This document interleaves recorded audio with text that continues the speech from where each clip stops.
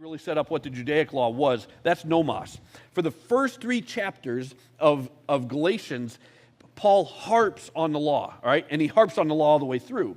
And so, but the word that he uses all through chapter 3 and even through 4 is the word nomos. And what that is he's referring to Judaic law. It's the Pharisaic law. It's the 634 laws that you've got to do this in order to call yourself a Christian. All right? It's the laws that the Jewish leaders were trying to bring into the Gentile world and say, you aren't truly a believer unless you follow these rules. And Paul was torqued. He's like, wrong. You're wrong. He even confronted Peter in public to tell him, hey guys, you're wrong on this. This isn't right. So it was a big deal, all right? So nomos was this Pharisaical religiosity, and the best thing that I can compare it to today is if you've ever come from a legalistic background.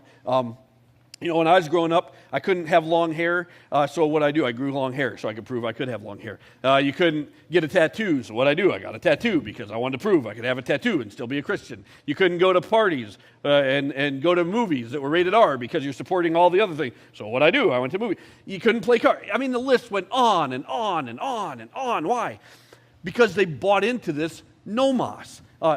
Many Christians go towards and gravitate towards this religiosity, this moral code, this moral compass of living. And you're going to see why here in a minute. But then Paul steps away and says, okay, I'm not going to talk about nomos anymore. I'm introducing a new word, and it's stoicheia, and it's the elementary principles of the world. And when he did that, he just torqued off every single person in the entire room because you come from one of those two worlds, guaranteed. Let me read for you verse 3. It says, in the same way, we also, when we were children, we were enslaved. Okay, so when you're a slave to something, you are owned by it. It owns you. And the only way out of slavery, again, if you go back to kingdom living, which we don't understand this, the only way out of slavery is someone has to free you from it. You have to be bought out of it. You have to be won out of it. You have to be taken out of it, or you will continue to be a slave. And so that's what Paul's saying is, without Christ, you are enslaved to the elementary principles of this world. You are enslaved to stoicheia, right? Now, here's the thing about stoicheia, right?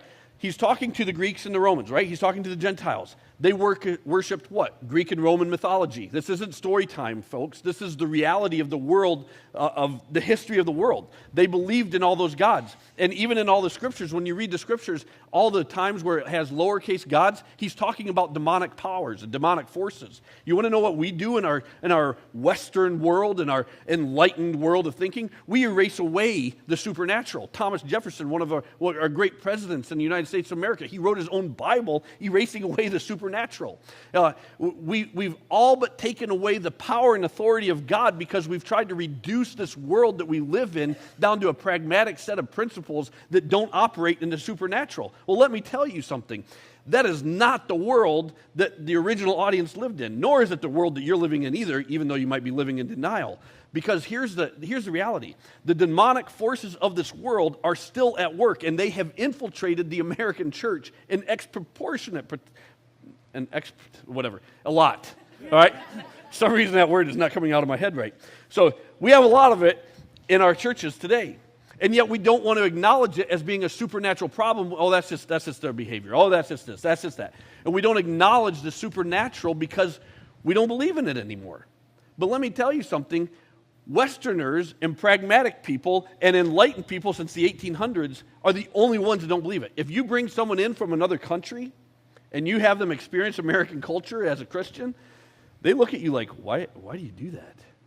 Do you not know the kind of evil you're bringing into your home? And they look at you like, you're flat out crazy. You just let the devil in your house. And you're like, oh, that's just because you live in another country. Is it? Or maybe they understand something about the spiritual world that we don't. Just think about that, because that's what Paul's saying.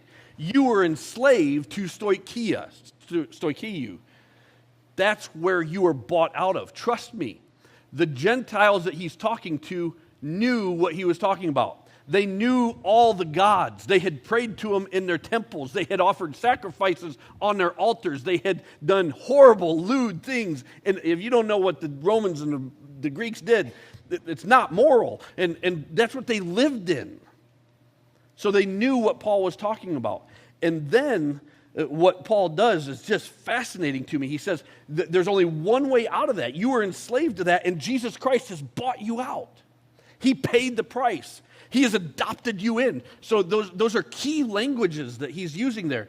But then he flips it on his head, because if you remember, in the early part of Galatians, he castigated Peter as being wrong, right?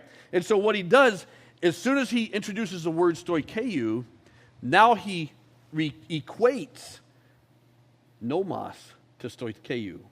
And you might be thinking, oh, I don't care, whatever. If you were a Jew, especially if you're a Pharisee, he just ticked you off in ways that you can't even begin to imagine. He just equated the demonic forces of evil to the Old Testament law of your God, of your Yahweh, of your Elohim. And he equalized demonic forces with the Pharisaical law. That was not a popular move for him. And that's what Paul is saying to him. Hey, guys, you are just trading out your elemental law, your demonic law, your stoikeu, for a new law, which is nomos, which is the Judaic law, which is Pharisaical law, which is legalism. He's like, you just swapped. He's like, don't do that.